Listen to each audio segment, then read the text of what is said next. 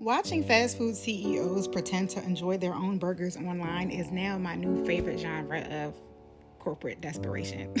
I know capitalism has gotten bad because how are the fast food CEOs now influencers?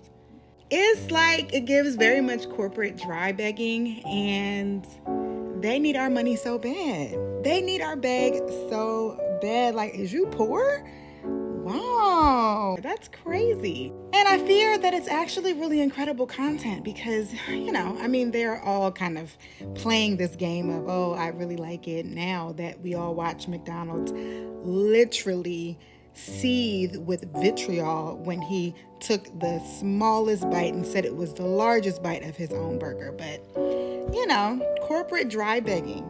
Who knew? Who knew the recession would get this bad that CEOs are now the new influencers and are begging for our attention on TikTok and Instagram?